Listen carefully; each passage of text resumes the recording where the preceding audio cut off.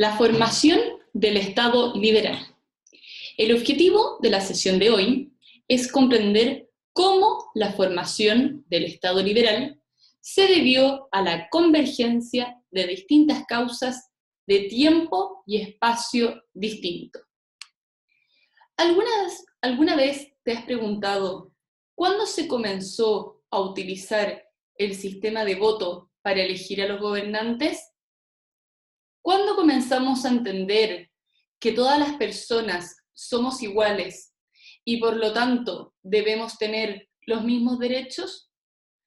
¿Qué ocurrió para que de un momento a otro la histórica e incuestionada figura del monarca perdiera su carácter incuestionable?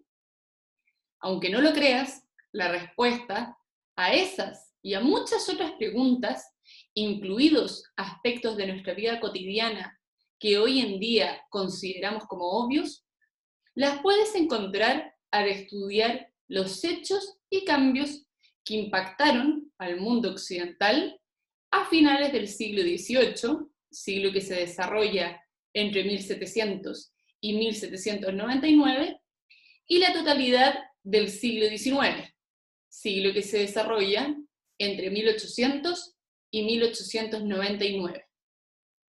Como te imaginarás, las causas que confluyeron para conseguir remecer de tal modo la vida de las personas hasta hoy en día son innumerables y se fueron gestando en lugares y tiempos distintos.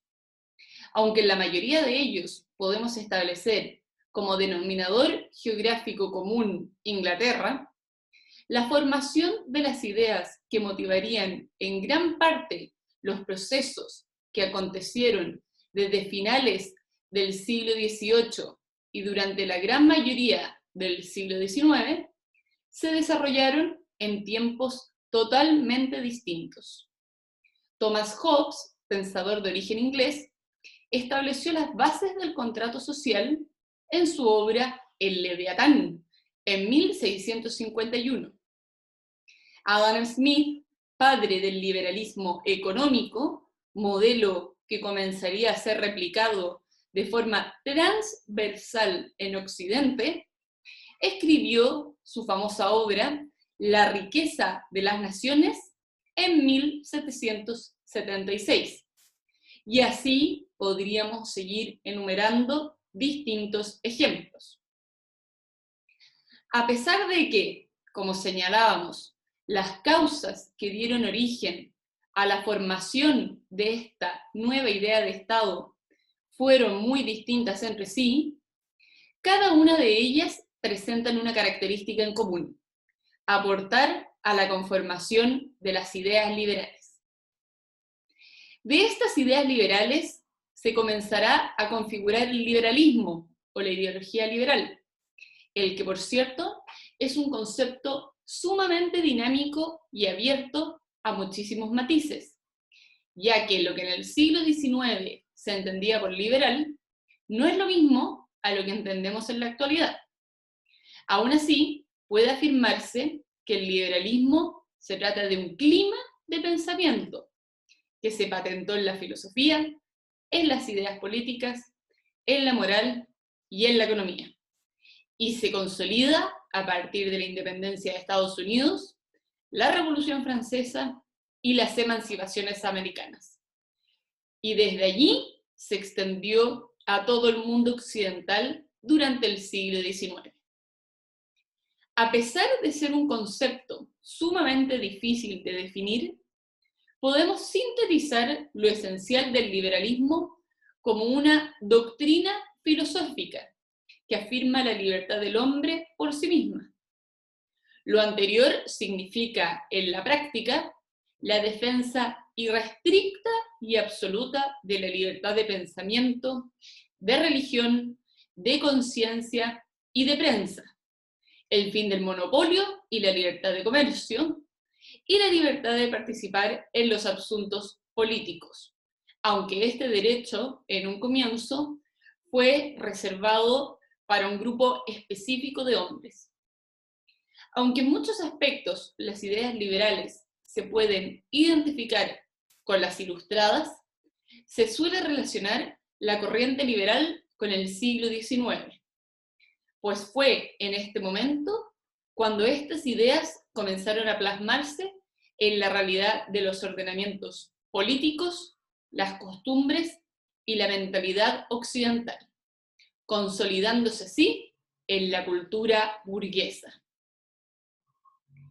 La difusión de las nuevas ideas vio facilitado su ingreso en el acontecer de la época por el sentimiento de injusticia frente al orden estamental, el deseo de igualdad ante la ley, la voluntad de participar en los asuntos políticos y el ansia por un orden económico más libre.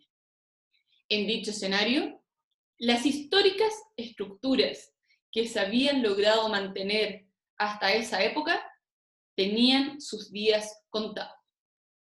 Considerando todo lo planteado, podemos comprender también a este periodo como la época de las revoluciones, las que se desarrollaron durante gran parte del siglo XIX. Si bien en Europa comienzan formalmente en 1789 y en Latinoamérica desde 1810. Aunque no todas compartieron el mismo ánimo violento y subversivo que caracterizó la revolución en Francia, es innegable que una vez finalizadas, el mundo occidental se enfrentaba al surgimiento de un nuevo régimen de características totalmente distintas a las que había hasta ese momento. En lo ideológico, los principios incuestionables del poder absoluto, como la omnipotencia del poder del monarca, fueron reemplazados por una mentalidad en donde se defiende y garantiza la diversidad de pensamiento y la participación política de las personas. En el plano social, las órdenes o estamentos que organizaban la sociedad desaparecieron por la eliminación de los privilegios asociados a ellos. Surgió así una sociedad de clases con movilidad, aun cuando en la práctica podía mantenerse la rigidez del estatus anterior. Las personas eran consideradas ciudadanos, podían votar. Nacía así la comunidad política, aunque no plena, ya que primero se excluía a hombres sin propiedad y a las mujeres, lo que después de importantes luchas se irá corrigiendo, dando así en gran parte del mundo, ya que se amplió el derecho a voto hasta incluir el de las mujeres. Lo anterior permitió que progresivamente se fuese materializando la idea de que todas y todos somos iguales ante la ley, con los mismos derechos y responsabilidades. El principio de igualdad se transformó en el regulador de las relaciones humanas y en la promesa que hasta el día de hoy se busca concretar en su totalidad en la sociedad. El modelo económico también sufrió notables cambios. Como señalábamos, el estricto monopolio característico del antiguo régimen dio paso al libre comercio y con ello al liberalismo económico. Este último, conducido por la convicción de dejar que la libertad corrija a la misma libertad. Es decir, que la economía se fuese regulando de manera autónoma, sin intervención de actores externos.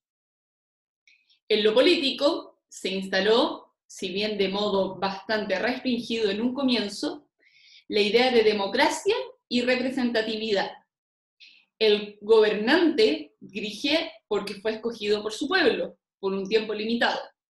Debe rendir cuentas de sus actos y velar por el bienestar de quienes lo escogieron. En caso de que no lo haga, pierde sus posibilidades de reelección o se enfrenta a la destitución. Pero cuidado, como ya señalábamos en un comienzo, la igualdad no fue para todos. Las mujeres debieron realizar una intensa lucha para poder acceder a derechos como el del sufragio. A partir de todo lo que hemos estudiado en la sesión de hoy, podemos concluir que la relación del hombre consigo mismo, con sus pares y con las instituciones había cambiado sin vuelta atrás. El mundo occidental presenciaba la formación de una idea de Estado.